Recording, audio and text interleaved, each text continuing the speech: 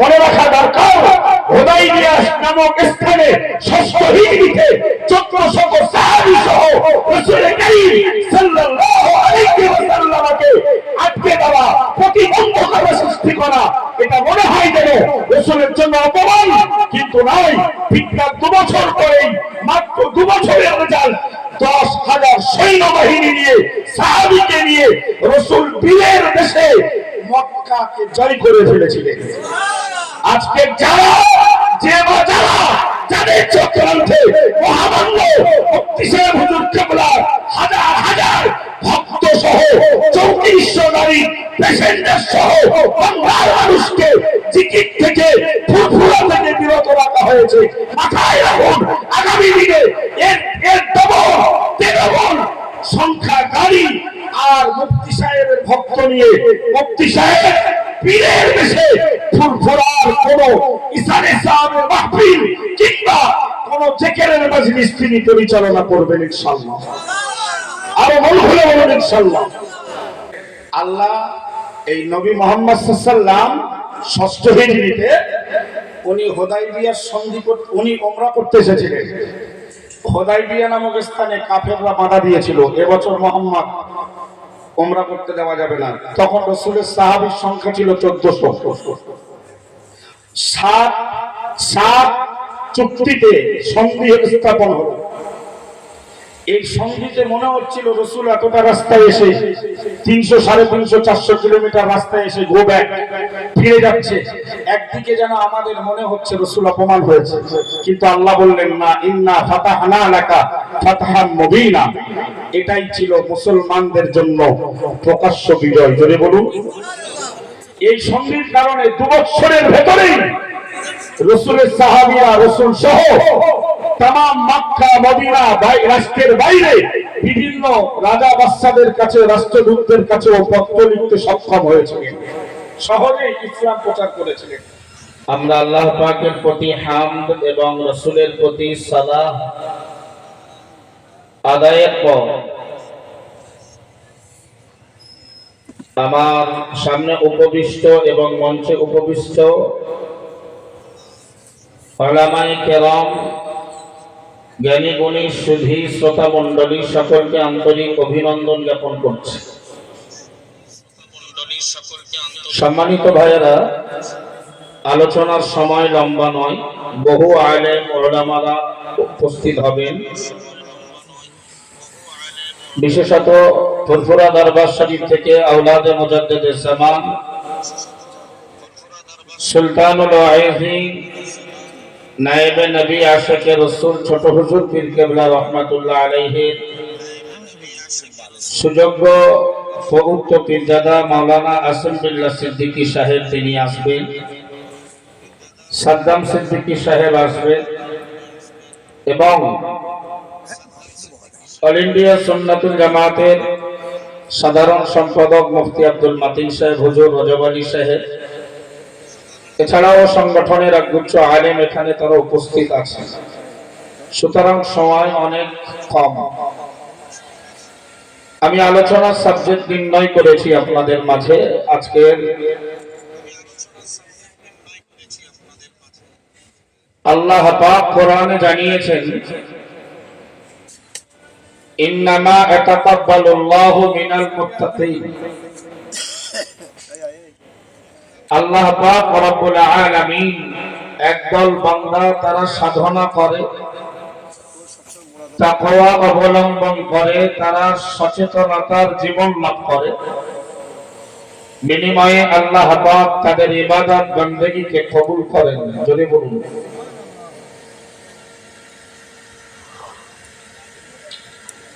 একদল বান্দা সাধনার বিনিময়ে আল্লাহর মনোনীত হন, আর একদল বান্দা সাধনা ছাড়াই মনের অজান্তেই তারা আল্লাহ পাকের কাছে প্রিয় বান্দাতে পরিণত হয়। জোরে বলেন।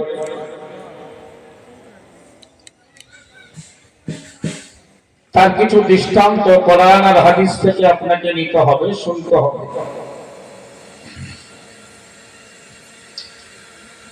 প্রিয় নবী মুসা কালিমুল্লাহ আলাইহিস সালাম আল্লাহকে ডেকে বলেছিলেন রব্বি আরিনি আনজুর ইলাইক,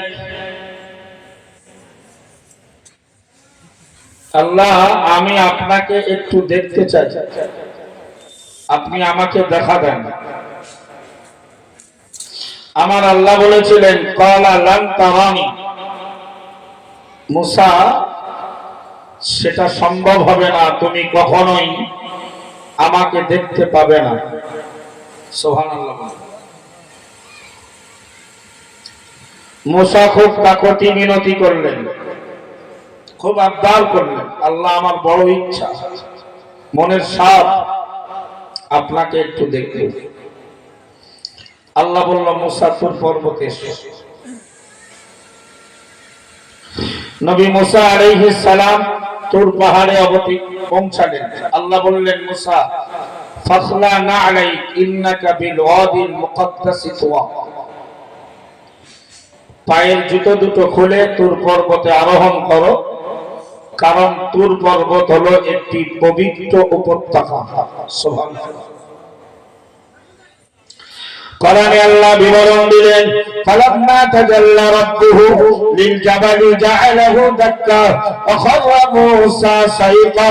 আমার আল্লাহ জানিয়ে দিলেন, আমার আল্লাহ ঘোষণা দিলেন ফালাম্মা তাজাল্লা রাব্বুহু, যখন নবী মুসা আলাইহিস সালামের প্রভু আমার আল্লাহ তাআলা নূরের প্রকাশটা, নূরের ঝলকটা তুর পর্বতে রাখলেন, না না না জাআলাহু দাক্কা, আমার আল্লাহ জানিয়ে দিল পাহাড়টা পুরো ছারকার হয়ে গেল। অখররা মূসা সাইকা, আর ওই নূরের ঝলকে মুসা নবী আলাইহিস সালাম বেহুশ হয়ে গেল। সুবহানাল্লাহ বলেন। আল্লাহ তো নূর, আল্লাহ কি? একটা আলো, একটা ঝলক, একটা জ্যোতি। মুসা যখন খুব কাকতি মিনতি করলো, আল্লাহ বললেন এসো। তুর পর্বতে ডাকলেন, পবিত্র পাহাড়ে নূরের প্রকাশটা ফেললেন 70,000 পর্দা ভেদ করে। ওই ঝলকেই পাহাড় পুড়ে ছারখার, আর মুসাও বেহুশ হয়ে গেল। কোরআনে আল্লাহ বিবরণ দিলেন ফালাম্মা আতাকা ক্বালা ফালাম্মা আতাকা ক্বালা সুবহানাকা তুবতু ইলাইকা ওয়া আনা আউওয়ালুল মুমিনিন। আমার আল্লাহ কোরআন শরীফে জানিয়ে দিলেন, আমার আল্লাহ কোরআন শরীফে বিবরণ দিলেন ফালাম্মা আতাকা, মুসা নবী আলাইহিস সালাম যখন হুঁশ ফিরে পেল, তখন তিনি বললেন সুবহানাকা ও রব্বুল আলামিন, আল্লাহ তোমার জাতের পবিত্রতা আমি ঘোষণা করছি। জোরে বলুন তবু তো ইলাইকা, আল্লাহ আমার জোর করা উচিত হয়নি। ও রব্বুল আলামিন, আল্লাহ যখন আপনি আমাকে বলেছিলেন মুসা তুমি আমাকে দেখতে পাবে না, এরপরে আপনার কাছে আমার আর দরখাস্ত করা উচিত ছিল না, আল্লাহ ভুল হয়ে গেল, আমি তওবা করে নিলাম। ওয়া আনা আউওয়ালুল মুমিনিন, আর আমি হলাম বিশ্বাসীদের ভেতরে অন্যতম। জোরে বলুন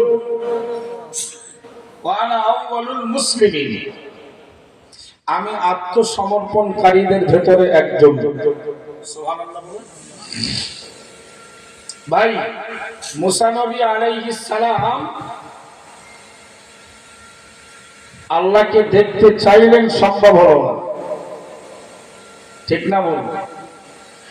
আর আমাদের নবী মুহাম্মদুর রাসূলুল্লাহ সাল্লাল্লাহু আলাইহি ওয়াসাল্লাম সাধনা ছাড়াই আল্লাহ তাকে আরশের মেহমান রূপে দাওয়াত করলেন, ঠিক না বলুন? আর তো 2-3 দিন পরেই 27 রজব, তাই না? আর আজকের সম্ভবত 22 রজব, আর 4-5 দিন পর 27 রজব রাসূলের মেরাজ, আকাশ পথের গমন, ঊর্ধ্ব গমন তথা আল্লাহ পাকের সঙ্গে দিদার।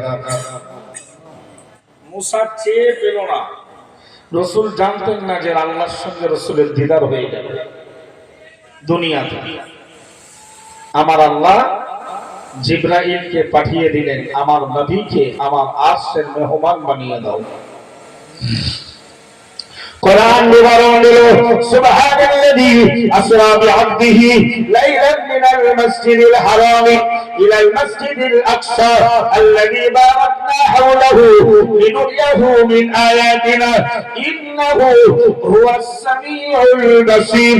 আমার আল্লাহ জানিয়ে দিল সুবহানাল্লাযী, ওই যার পবিত্র, ওই সত্তা পবিত্র, আল্লাযী আসরা বিআবদিহি লাইলান, যিনি নিজের বান্দাকে, সিও বান্দা তথা মুহাম্মদুর রাসূলুল্লাহ সাল্লাল্লাহু আলাইহি ওয়াসাল্লামকে রাতারাতি ভ্রমণ করালেন।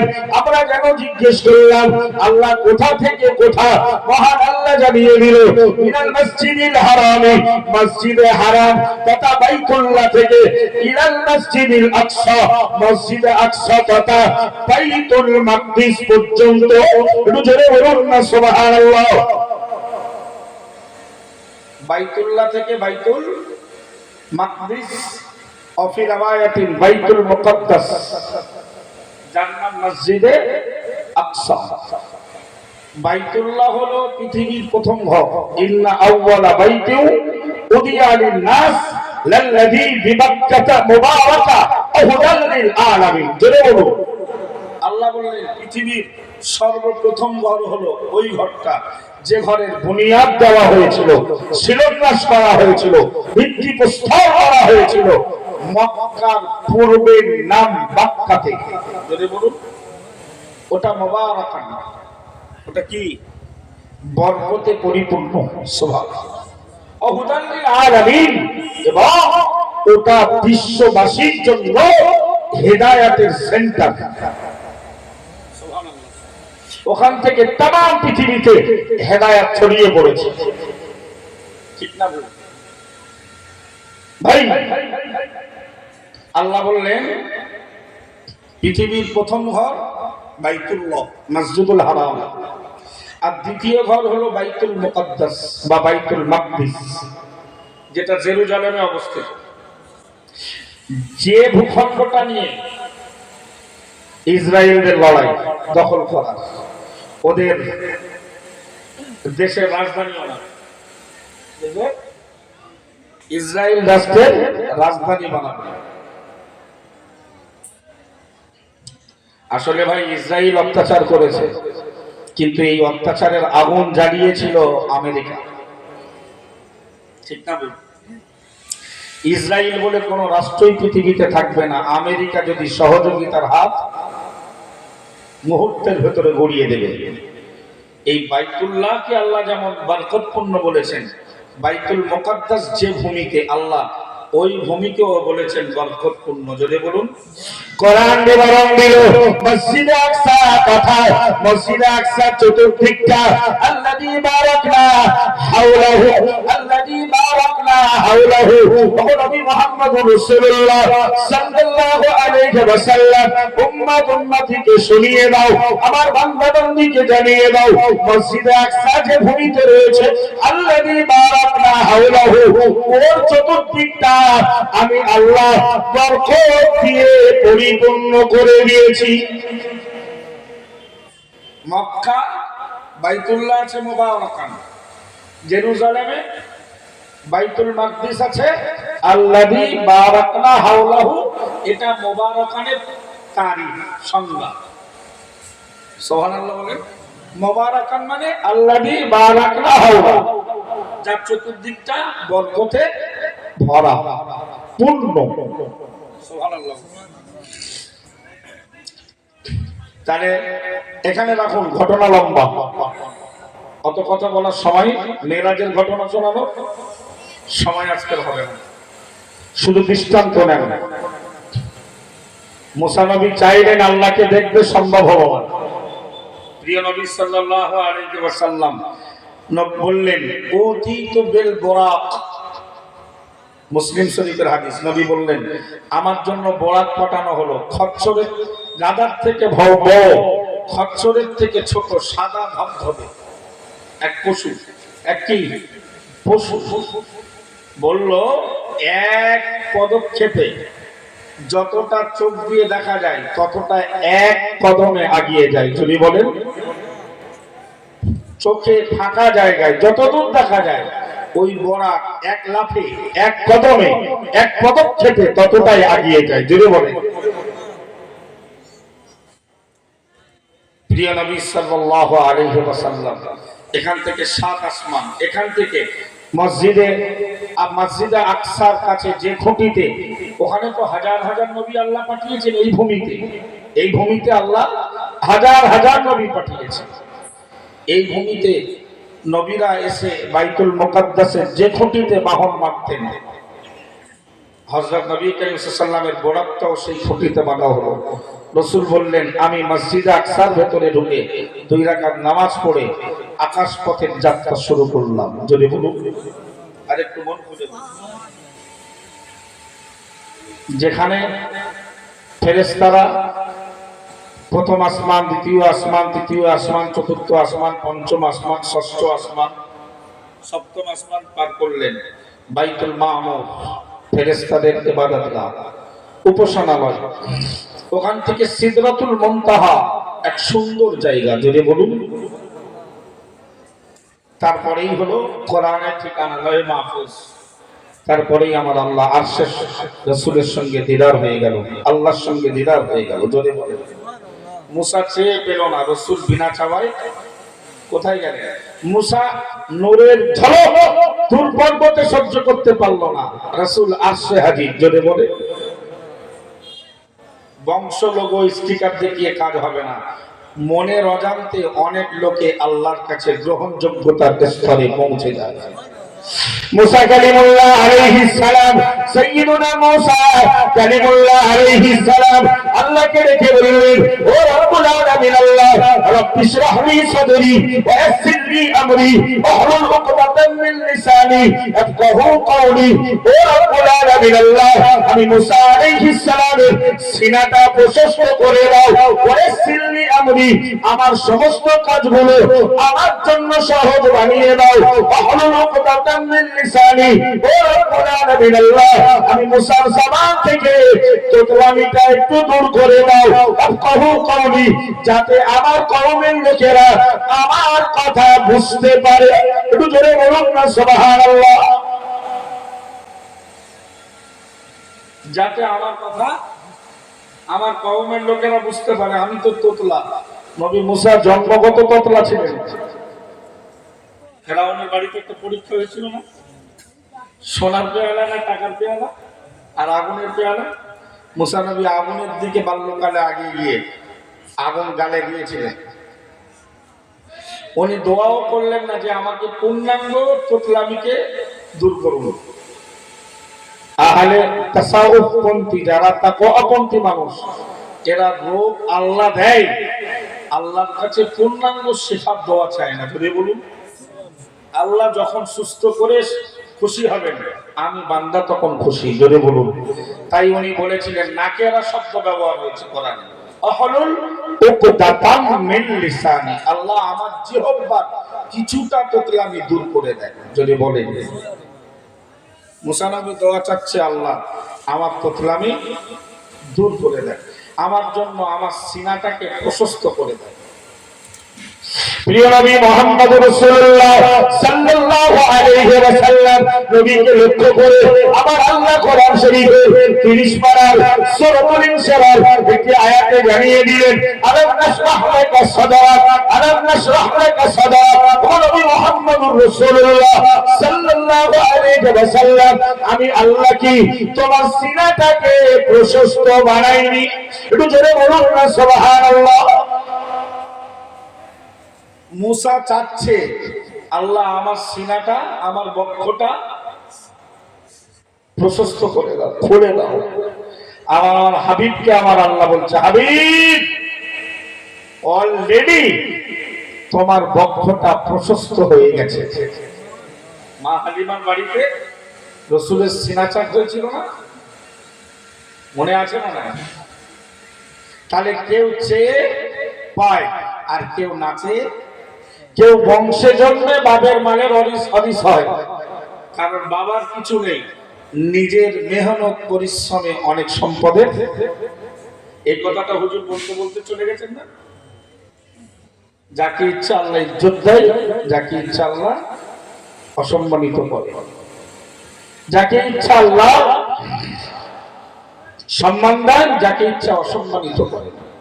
কাউকে বাদশা বানান, কাউকে টেনে নামান। বাদশার সিংহাসনে বসে আছেন, দলবল অনেক স্যালুট করে, তকবীর দেয়, জিন্দাবাদ দেয় বলে পা যেন ভারী না হয়। কোরআন বলে ওয়ালা তামশি ফিল আরদি মারাহা ওয়ালা তামশি ফিল আরদি মারাহা ইন্নাকা লান তাখরিকাল আরদা ওয়া লান তাবলুগাল জিবালা তুলা। মহান আল্লাহ জানিয়ে দিল, ও পৃথিবীর বান্দা বান্দির দল, অর্থের কারণে, বংশের কারণে না না না, নেতৃত্বের কারণে যেন অহংকার গর্ব করো না, পৃথিবীর মাটিতে বড়াই দেখিয়ে অহমিকা করে চলো না। আমি আল্লাহ বলছি লান তাখরিকাল আরদা, তুমি আমার পৃথিবীটা কখনোই ফাটিয়ে দিতে পারবে না। জোরে বলুন সুবহানাল্লাহ। মহান আল্লাহ জানিয়ে দিল ওয়ালান তাবলুগাল জিবালা তুলা, হে বান্দা পাহাড়ের উচ্চ শিখরটা তুমি লম্বা করতে পারবে না। জোরে বলুন, পাহাড় টেনে লম্বা করতে, আল্লাহর জমিন দাবিয়ে ফাটিয়ে দিতে তুমি ধসে যাবে, জমি থেকে হাহা চাচ্চল্লা হয়ে যাবে না। সুতরাং তুমি আজকে যে দলের সে দলের, এজন্য দেশের হাতখানি রব্বানি আলেমদের গালমন্দ করছো। তুমি স্পিকার আর বংশের পাল্লায় পড়ে অন্ধত্বের পরিচয় দিচ্ছ। তুমি জানো নবী বলেছেন সেবাবুল মুসলিমি ফুসুকুন ওয়া কিতালুহু কুফরুন, মুমিন মুসলমানকে গালি দেওয়া গুনাহে কাবীরা, আর মুমিন মুসলমানকে অন্যায়ভাবে হত্যা করা কুফর। আল্লাহ মনের অজান্তে একদল বান্দাকে আল্লাহ কবুল করেন। সুবহানাল্লাহ। আপনি বলবেন এরা তো নবী, এটা তো নবীর ব্যাপার, আলাদা একটা ব্যাপার হতে পারে। চলুন নবীর সাহাবীদের দৃষ্টান্ত নেন।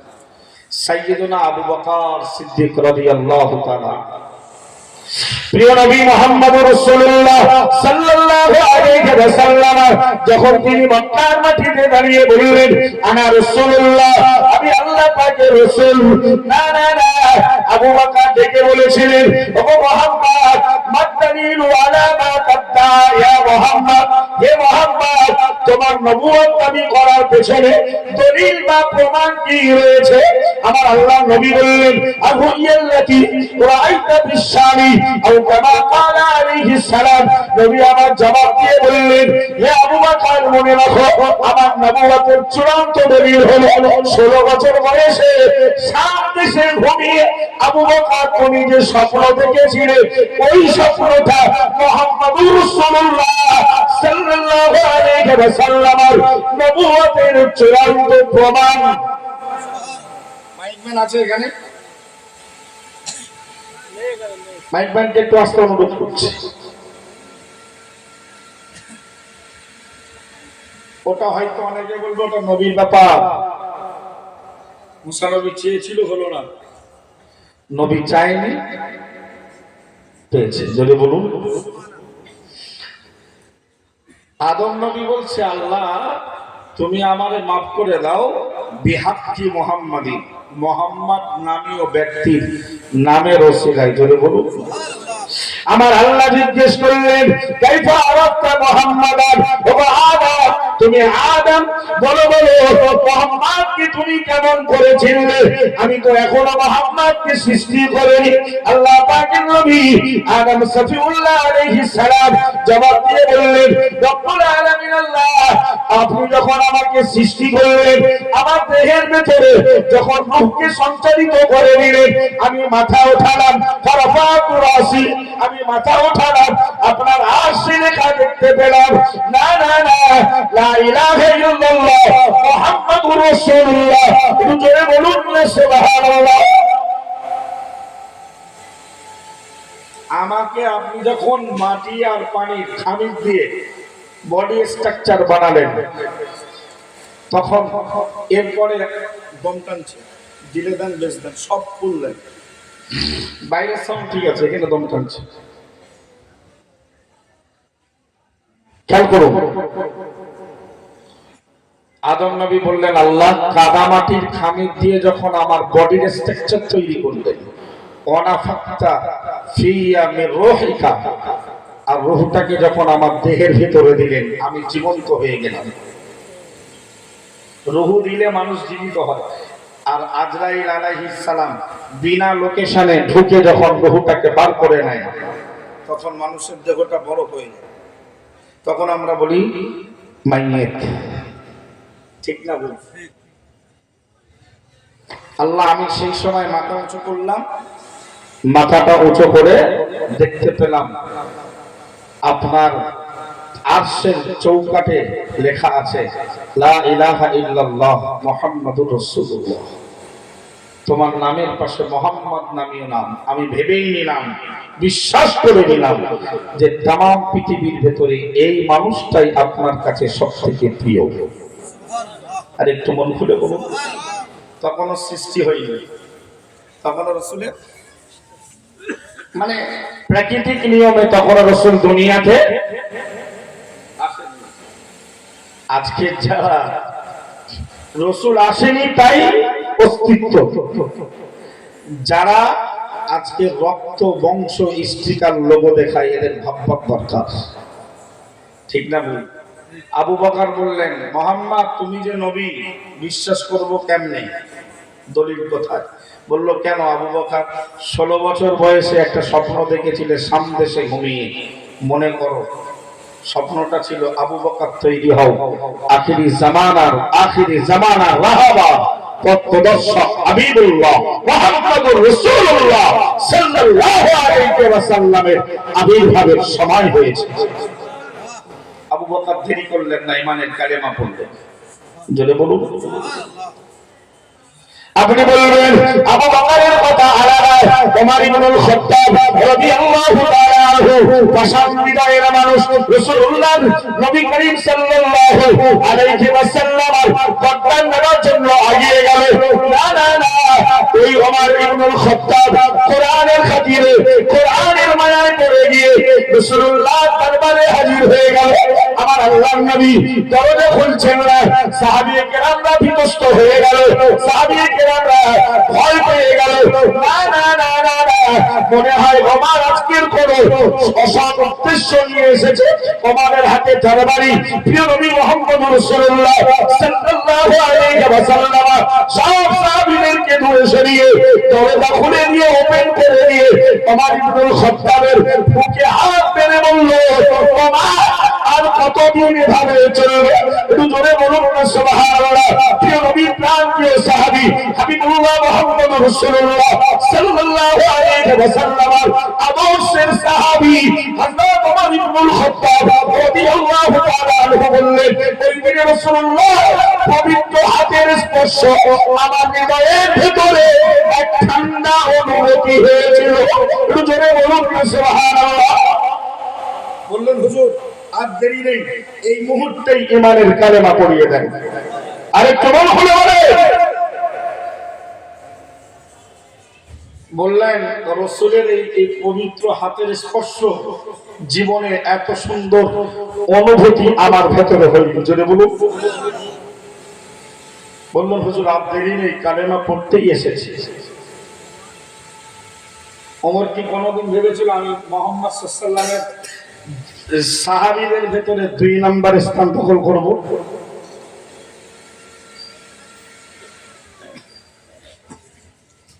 লজ্জা লাগে যারা আজও ফোন দেখায়। ফোন কি দেখায়?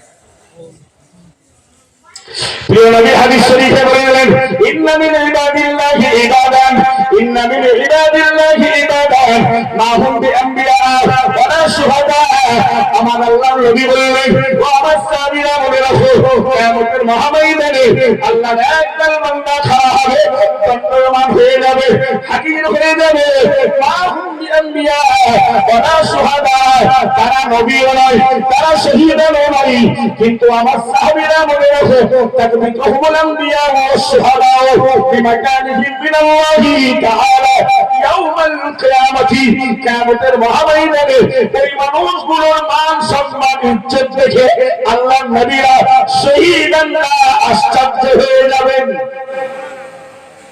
আরেকটু মন খুলে নবী বললেন, কিয়ামতের দিন একদল মানুষ দাঁড়াবে যারা নবীও নন শহীদানও নয়, কিন্তু নবী আর শহীদানরা ওই মানুষগুলোর আল্লাহ কাছে সম্মান ইজ্জত দেখে আশ্চর্য হবে। এরা কারা? সুবহানাল্লাহ বলেন। নবীরা আশ্চর্য হবে, এরা আবার কারা? এদের এত সম্মান আমার আল্লাহর কাছে। যদি বলবেন, বর্ণনা করছে আখিরি জামানার নবী, যদি বলুন। প্রিয় নবী সাহাবীরা জিজ্ঞেস করলেন, ইয়া রাসূলুল্লাহ, ইয়া হাবিবাল্লাহ, আখবিরনা মানহুম ওয়া মা আমালুহুম ফালাআল্লানা নুহিব্বুহুম। ইয়া রাসূলুল্লাহ, হাবিবাল্লাহ, এই লোকগুলো কারা, তাদের আমলগুলো কি? ইয়া রাসূলুল্লাহ, হাবিবাল্লাহ, এই মানুষগুলো কারা, তাদের চরিত্রটা কি? একটু আমাদের সংবাদ দেন। ফালাআল্লানা নুহিব্বুহুম, যাতে আমরা তাদেরকে ভালোবাসতে পারি। আরেকটু মন খোলে হুজুর, একটু সংবাদ দেন। খবর না, আমাদেরকে একটু বলেন মানহুম, কারা কারা? কারা? আমা আমালুহুম, তাদের আমল, তাদের ব্যবহার, তাদের আখলাক, তাদের চরিত্র কেমন হবে হুজুর একটু আমাদের জানান, যাতে আমরা দুনিয়াতে তাদেরকে দেখে ভালোবাসতে পারি। সুবহানাল্লাহ বলুন। এই হাদিসটা না তাফসীরে কুরতুবীর ভিতরে বর্ণিত হচ্ছে, আলা ইন্না আউলিয়া আল্লাহ লা খাউফুন আলাইহিম ওয়া লা হুম ইয়াহজানুন। সাবধান, আল্লাহর ওলিরা, আল্লাহর ওলি যারা, তাদের ভয়ও নেই চিন্তাও নেই। এই আয়াতের তত্ত্বাবধানে। কোন আয়াতে হাদিসটা বর্ণিত হচ্ছে? যে আয়াতে আল্লাহ বলছেন নিশ্চয়ই আল্লাহর ওলি যারা, তাদের ভয়ও নেই, তাদের চিন্তাও নেই।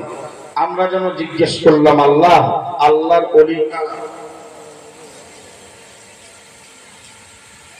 আল্লাহ জবাব দিলেন, আল্লাযীনা আমানু। ওলি হওয়ার দুইটি শর্ত। এক নম্বরে ঈমানদার হওয়া, দুই নম্বরে ওয়াকানু ইয়াত্তাকুন, মুত্তাকিন হওয়া। ওলি হতে গেলে কি কি লাগে? দুটো জিনিস, ঈমান আর তাকওয়া। বংশের কথা বলেছে, রক্তের কথা বলেছে, বাবার কথা বলেছে। ওলি হতে গেলে লাগে ঈমান সহ আল্লাহ পাকের সাধনা। সুবহানাল্লাহ। প্রিয় নবী আমার বললেন, সাহাবীরা মনে রাখো, হুম কওমুন তাহাব্বু ফিল্লাহি আলা গায়রি আরহামিন বাইনাহুম ওয়া লা ইয়াতাআতাউনা বিহা আও কামা ক্বালা আলাইহিস সালাম। আল্লাহ পাকের নবী জানিয়ে দিলেন, হুম কওমুন, ওই মানুষগুলো তারা এমন একটা সম্প্রদায়, পীর আর মুরিদ, পীর আর মুরিদ, শায়েখ আর মুরিদ, ছাত্র আর শিক্ষক একে অপরকে ভালোবাসে না, না না, শুধু আল্লাহকে হাসিল করার জন্য। হুজুরে বলুন না সুবহানাল্লাহ। মহান আল্লাহ নবী আমার জানিয়ে দিলেন, আলা গায়রি আরহামিন বাইনাহুম, তাদের মাঝে থাকে না বংশীয় কোন সম্পর্ক। আমার আল্লাহ নবী আরো বললেন, ওয়ালা ইয়াতাআতাউনা বিহা, এবং তাদের মাঝে থাকে না লেনদেনের কোন সম্পর্ক। জোরে বলুন। পীর আর শাগরেদ মুরিদের ভেতরে ভাই সম্পর্ক থাকে না কোন রক্তের, বংশের সম্পর্ক থাকে না কোন সওদাগারি লেনদেনের। যদি বলেন,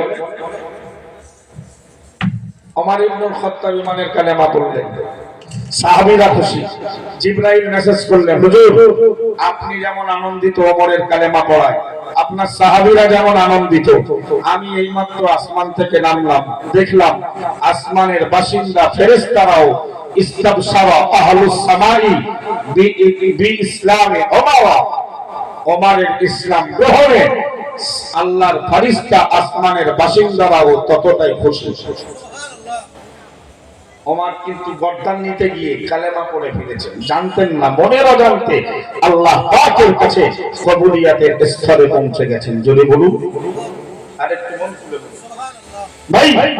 সুতরাং মনের অজান্তেই 22 বছর ধরে বয়কট করে দেওয়ার পরেও সাধনার মাধ্যমে, চেষ্টা আর মেহনত পরিশ্রমের মাধ্যমে, বংশ ছাড়া, রক্ত ছাড়া, স্টিকার ছাড়াই নিমাই কোম্পানির প্রোডাক্ট আল্লাহ শহীদ দরবারে কবুল হয়ে গেছে।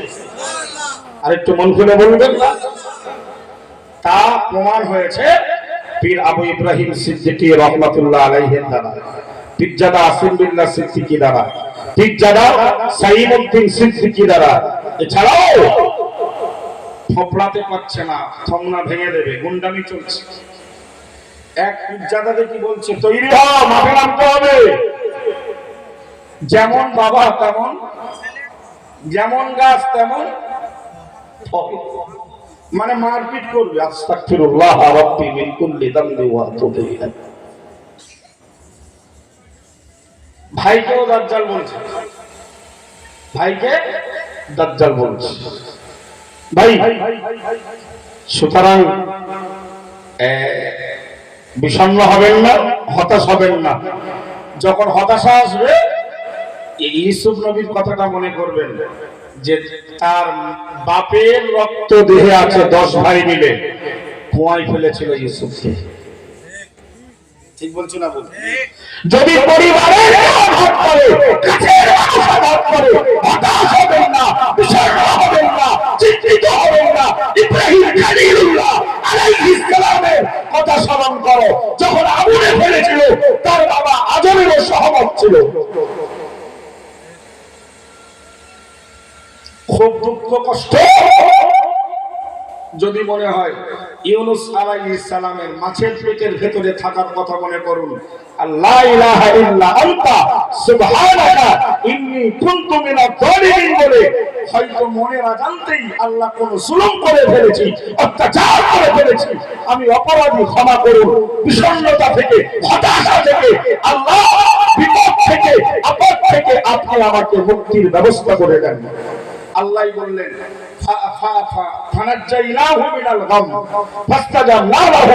মাছের পেটের ভেতর থেকে, দরিয়ার অতল গহ্বর থেকে ইউনূসের আওয়াজকে আমি আল্লাহ কবুল করে নিয়েছি। এবং মহা বিপদের হাত থেকে ইউনূসকে মুক্তি দিয়েছি। আমাদের জন্য ওই আয়াতের মেসেজ, ওয়া কাযালিকা নুনজিল মুমিনিন। এই রূপভাবেই আমি আল্লাহ মুমিন বিশ্বাসীদের নাজাতের ব্যবস্থা করে দেব। যারা দুটো একটা কথা 2 মিনিট, যারা আজকে জেকেরের মজলিসটা কলতারাটিতে গাড়ি হয়েছিল সবাই, হ্যাঁ বাহ, আমি শুনেছিলাম বলে কলসুর এলাকা থেকে শুধু 30-35টা গাড়ি যাবে। এটা কেন? আল্লাহ এই নবী মুহাম্মদ সাল্লাল্লাহু আলাইহি ওয়াসাল্লাম 6ষ্ঠ হিজরিতে উনি হুদায়বিয়ার সন্ধি করতে, উনি উমরা করতে এসেছিলেন। হুদায়বিয়া নামক স্থানে কাফেররা বাধা দিয়েছিল, এবছর মুহাম্মদ উমরা করতে দেওয়া যাবে না। তখন রাসূলের সাহাবীর সংখ্যা ছিল 1400। 7 চুক্তিতে সন্ধি স্থাপন হলো। এই সঙ্গীতে মনে হচ্ছিল রাসূল এতটা রাস্তায় এসে 300, 350, 400 কিলোমিটার রাস্তায় এসে গো ব্যাক ফিরে যাচ্ছে।